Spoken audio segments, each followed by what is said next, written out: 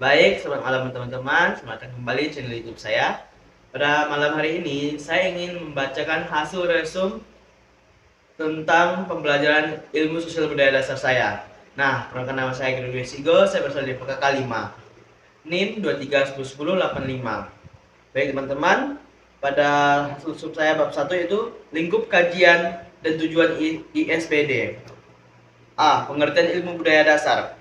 Pada umumnya, ilmu budaya dasar adalah suatu ilmu yang mempelajari sebuah dasar-dasar kebudayaan. Budaya memang merupakan salah satu jiwa dari nilai yang ada di masyarakat. Jadi, pengertian kebudayaan adalah merupakan jalan suatu arah di dalam bertindak dan berpikir untuk memenuhi kebutuhan baik jasmani maupun rohani. B. Lingkup kajian ilmu budaya. Yang pertama, kelompok ilmu pengetahuan.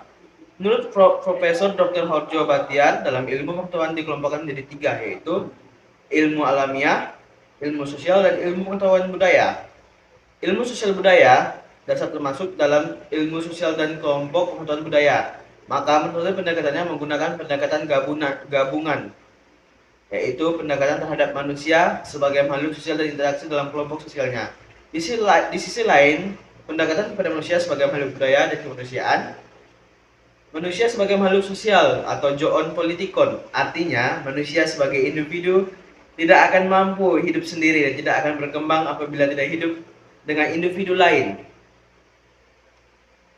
Lalu, kelompok alamiah. Kelompok alamiah bertujuan untuk memahami keteraturan yang terdapat dalam alam semesta. Untuk mengkaji hal itu, maka digunakan metode ilmiah. Caranya adalah menentukan hukum yang berlaku mengenai keteraturan itu, kemudian dibuat analisis guna menentukan suatu kualitas.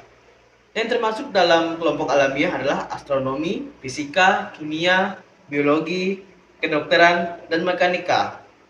Lalu yang B, kelompok ilmu sosial. Bertujuan untuk memahami keteraturan yang terdapat dalam hubungan antar manusia. Akan tetapi hasil penelitiannya tidak mungkin 100% benar, tidak pula 100% salah. Sebabnya, keteraturan dalam hubungan antar manusia dapat berubah waktu ke waktu. Yang termasuk ilmu sosial adalah ekonomi, sosiologi, politik, antropologi, dan lain-lain. Nah, yang ketiga atau yang terakhir, kelompok pengetahuan budaya bertujuan untuk memahami dan mencari arti kenyataan-kenyataan yang bersifat manusiawi. Untuk mengkaji hal itu digunakan metode pengungkapan peristiwa dan pernyataan yang bersifat unik kemudian diberi arti. Peristiwa dan pernyataan ini pada umumnya terdapat dalam tulisan-tulisan. Hidup bermasyarakat artinya saling berhubungan dan berinteraksi satu sama lain. Di sisi lain, manusia makhluk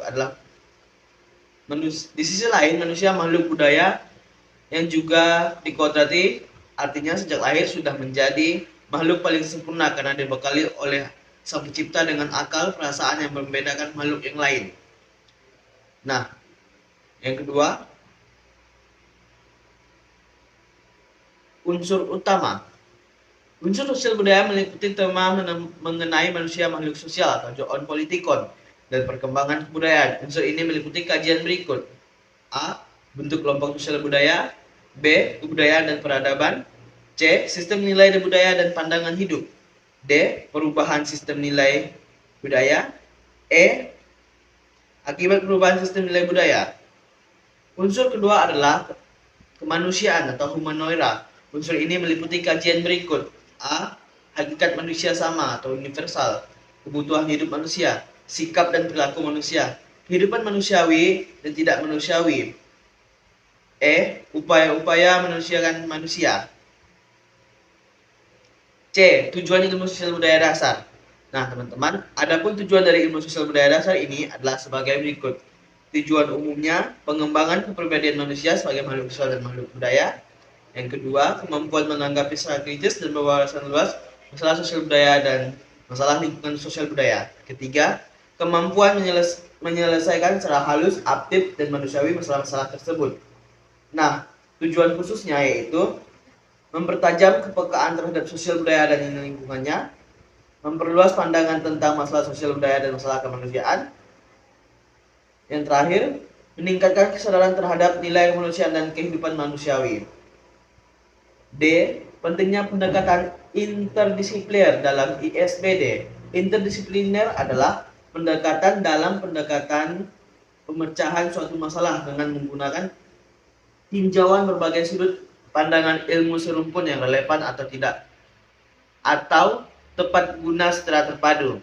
Nah, yang B, multidisipliner. Pendekatan multidisipliner adalah pendekatan dalam pemecahan suatu masalah dengan menggunakan sudut pandang banyak ilmu yang relevan.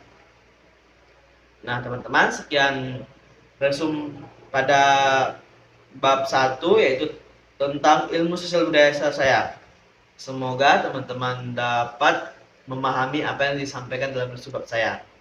Terima kasih sudah menonton. Jangan lupa untuk like, subscribe, dan komen.